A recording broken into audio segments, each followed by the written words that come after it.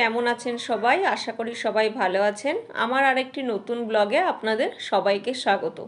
তো আজকে একটা রবিবারের ছুটির দিন। হায়দ্রাবাদে আমাদের একটা ব্যস্ত সকাল।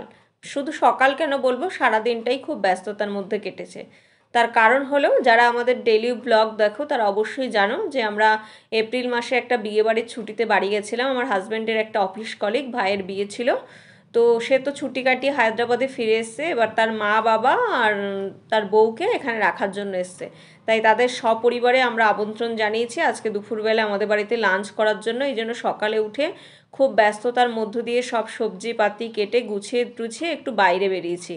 বাইরে বেরোনোর যে কারণ সেটা হলো, আজকে যেহেতু রবিবার, আর রবিবার দিন আমার হাজব্যান্ডের কিছু স্পেশাল ব্রেকফাস্ট চাই। তো আজকে প্রচুর কাজ ছিল বলে ঘরে কিছু স্পেশাল বানাতে পারিনি। তো বললাম কিছু রুটি সবজি বানিয়ে দিই। সে বললো না, রবিবার আমি তো এই টাইপের ব্রেকফাস্ট করবো না, রবিবারে আমার স্পেশালি কিছু চাই।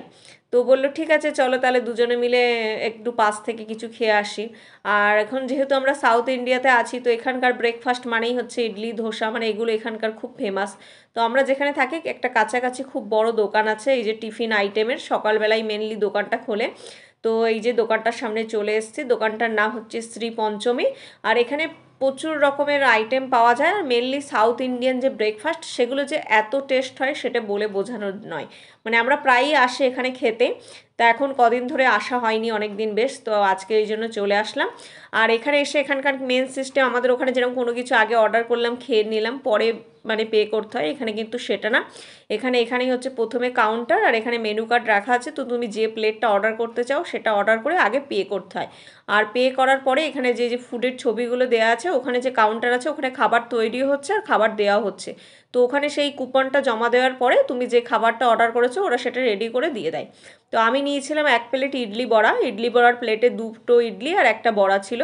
আর সঙ্গে কোকোনাট চাটনি, সাম্বার ছিল। আর এখানে কিন্তু ডালের সাম্বার যেটা, সেটা হয় না, এখানে হয় টমেটোর সাম্বার। আর এটা খেতে যে এত দারুণ হয় বলে বোঝানো নয়। আর হাজব্যান্ড নিয়ে নিয়েছিল একটা মশলা ধোসা। তা দুজন খেয়ে আর একদমই দেরি করিনি, কারণ বাড়িতে সবজিপাতি সব কেটে গেছি, প্রচুর রান্নাবান্না, লোকজন আসবে, একটু তাড়াতাড়ি করতে হবে। আর আমি ওই লোকজন আসার পরে রান্না করতে পছন্দ করি না। আমি চেষ্টা করি যথাসম্ভব কেউ আসার আগে রান্নাটা করে রাখতে, তাহলে কি সবাই আসলে গল্পগুজব করা যায়। সেই জন্য বাড়ি এসে চান দান করে পুজো দিয়ে একদম রেডি হয়ে নেমে পড়েছি রান্নার জন্য। কারণ প্রচুর রকমের রান্নাবান্না আছে, ওই জন্য একটু তাড়াহুড়োও আছে। দুদিকে বসিয়ে দিয়েছি গ্যাসে আর ইন্ডাকশানে। তারপরে কাকু কাকিমা ভাই ওরা নতুন বউ সবাই চলে এসছে। তো ওরা একটু লেটেই এসছে, 1টার দিকে এসছে, এই জন্য বললাম খাওয়ার টাইম হয়ে গেছে, তো একটু বসার পরেই আগে খেয়ে দিইনি, তারপরে বসে বসে গল্প করা যাবে। কারণ দুপুরের এই খাওয়ার টাইমটাই টাইম মতো না খেলে ঠিক মতো ভালো লাগে না, আর খাবারগুলোও ঠান্ডা হয়ে যাবে। এই জন্য কাকিমা বললো ঠিক আছে তুমি ভাতটা বেড়ে দাও, আমি সব কিছু সাজিয়ে দিচ্ছি।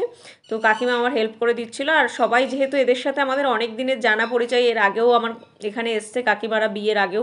আর এখন তো বউ বিয়ে হয়েছে, বউ নতুন আসলো প্রথমবার আমাদের বাড়িতে।